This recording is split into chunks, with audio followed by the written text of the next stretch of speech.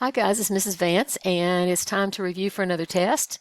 So I thought I would go through a few things that you need to make sure that you study before you take the test on Unit 11 over evolution and taxonomy.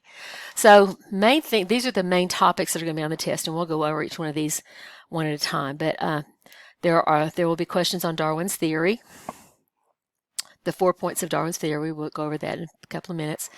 There are questions about evidences for evolution, evolutionary mechanisms, how evolution affects populations. Then on to taxonomy, we'll talk about the domains and what kingdoms are in each one. You need to know some things about the kingdom characteristics, be able to identify organisms based on their characteristics. Lots of vocabulary in this unit, okay? And there are also a couple of questions about the origin of life and endosymbiosis. So not a whole lot about that, just a little bit. All right, so Darwin's theory. There is variation in populations, which is inherited. When you look at a population of organisms, there are going to be variations between them, and the variations, of course, are hereditary.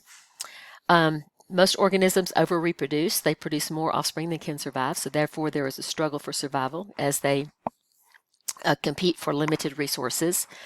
And the big thing is that those most fit for their environment are going to survive and have greater reproductive success, allowing them to pass on those adaptations that they have that made them more fit to the future generations, and therefore over time changing the population.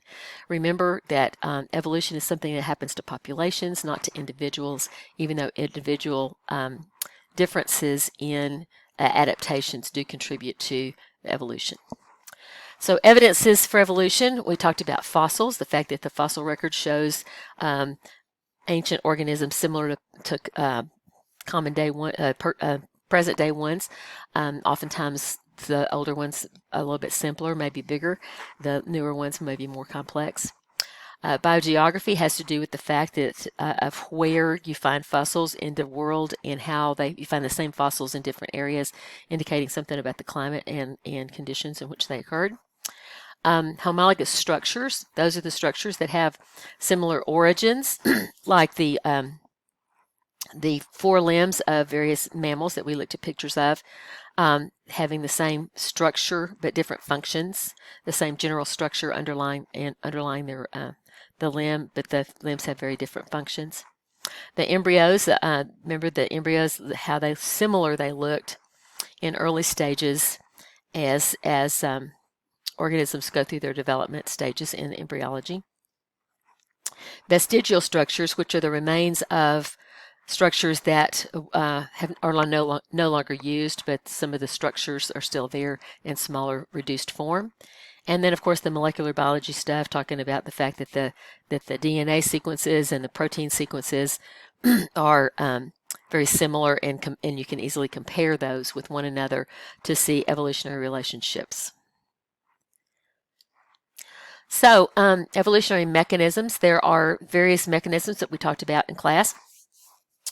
You need to be able to recognize and identify examples of each of these. So extinctions, that's when an organism totally dies out and is never again seen.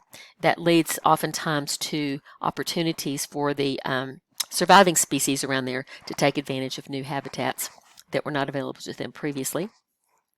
Adaptive radiation is when you have organisms that move into a relatively unpopulated area and they're able to diversify into many different forms based on their adaptations that allow them to take advantage of different habitats in the environment. Convergent evolution is when you have totally different, unrelated organisms that end up having similar features because they live in similar ways. Think about a shark and a dolphin. That's a really good example to understand what convergent evolution is.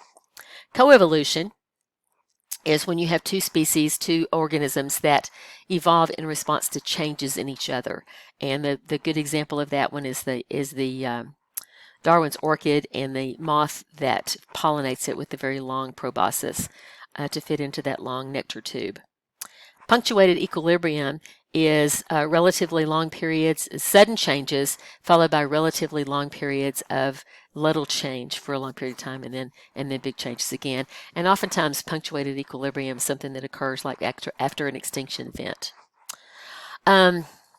what else? Let's see.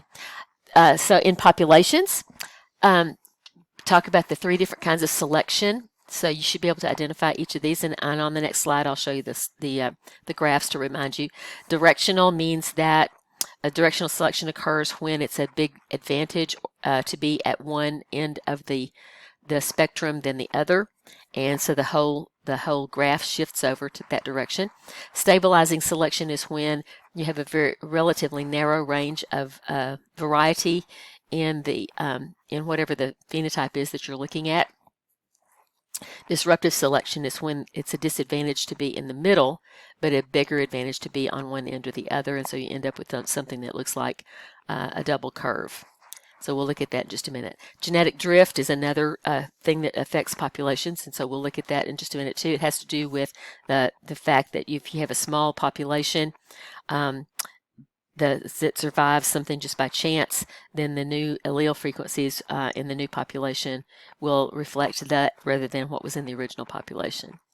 And then various isolating mechanisms like behavioral isolation, temporal isolation, geographic, gametic, and mechanical isolation. Remember what each one of those is, and should be able to identify examples of those or identify which one is which. If you're given an example, you should be able to figure out which one's which. It's not that hard to do.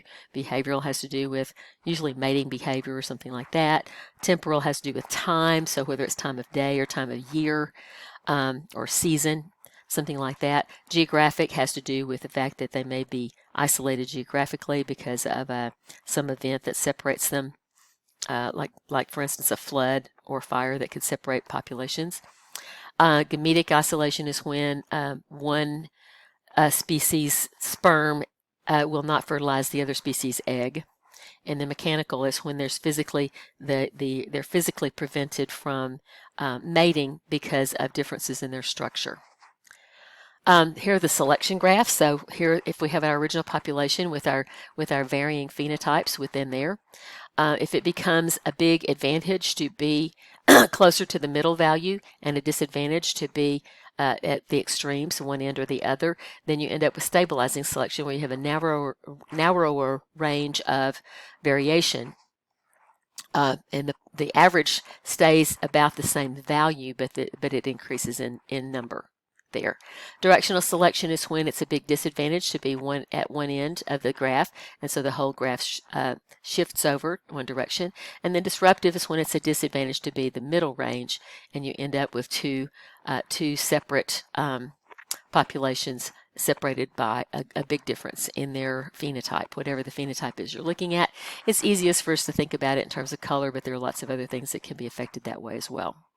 Genetic drift is when you have some kind of bottlenecking event, oftentimes some kind of a accident or maybe a volcano or a hurricane or something like that, and you have a small population that survives just by chance because of where they just get lucky. And what that shows is that the surviving population is the founding population of that species, and so their future generations, their phenotypes are going to be more like the phenotypes in the surviving population than like the phenotypes in the original population. Here you see in the original population there were lots and lots of green and a couple of other colors as well, and there was orange in there, and now the surviving population only has the dark gray and the medium gray and and a little bit of green, and so the new allele frequencies will be like the surviving population. In taxonomy, you need to know the names of the domains, and you need to know which kingdoms are found in each one. The 3 domains, of course, are bacteria, which has kingdom Eubacteria in it. Domain Archaea, which has kingdom Archaebacteria, and domain Eukarya, which includes the Protista, fungi, plants, and animals. Make sure that you know the taxonomic categories from domain all the way down to species: domain, kingdom, phylum, class, order, family, genus, species. You need to know the order in which they occur. You need to know which is bigger than which one contains which other one. So kingdoms are made of phylums, and phylums are made of classes. Classes are made of orders. Orders are made of families. Families are made of genuses or genera, which is the plural of genus, and genera contain species. make sure that you can identify the cell type and the nutrition and so forth of the different kingdoms so that you can identify organisms based on their classification. So study those kingdom characteristics. Special characteristics like the extremophiles, what kind of cell wall they may have, whether they're autotrophs or heterotrophs, and so forth. That's something that you'll see quite often on tests, including this test on Friday. Questions that describe some organism to you based on those kind of, and then use those characteristics to determine what kingdom it belongs to. Origin of life. We talked about the components of the early atmosphere being composed of things like methane and carbon dioxide and hydrogen sulfide and ammonia and things like that. And that allowed for the formation of organic molecules by natural means rather than by living things. The type of organisms that led to change in the atmosphere, that would be mostly the cyanobacteria and later the plants, because photosynthesis produces oxygen as a byproduct, and the oxygen led to a definite change in the atmosphere and in the populations of species on Earth.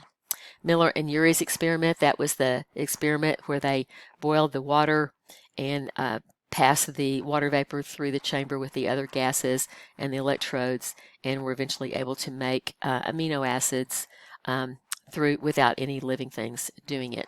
And then, of course, the endosymbiotic theory, talking about the origin of things like mitochondria and chloroplasts as organelles in more complex eukaryotic cells. Here's an example of a question that you might see something like this about a phylogenetic tree or a cladogram. And so you would see here a character chart like this one, and you've got to figure out which animal goes where.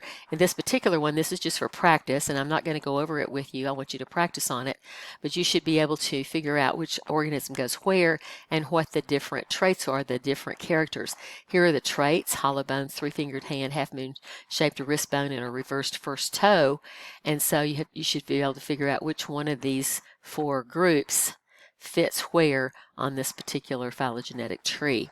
There are examples in your book that you can use. You did the worksheet on cladograms and phylogenetic trees that should help you review this and be able to identify things when you see those particular kinds of diagrams. And of course, there's lots of vocabulary on this.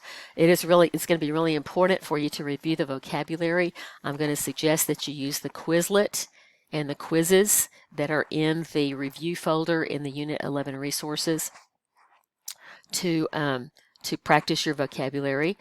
Use the Quizlet flashcards or play a game, whichever one you want to do, but you need to understand what all these different things are. Some of them are a little bit easier to identify than others. I know the on-site students today played Quizlet Live and discovered that they really needed to review that vocabulary some. There is a review quiz in the folder that is enabled for you to practice on tomorrow. It's got, I think, 30 questions on 29 or 30 questions on it, and you can take it, I think, up to 10 or 20 times, something like that.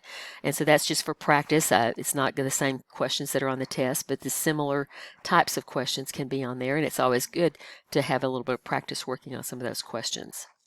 If you have any questions or need some help with something, you need to send me a message on Schoology, or if you're at school, you can talk to me and ask me questions there.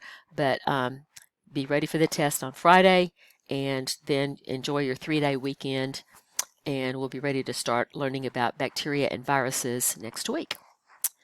See you next time.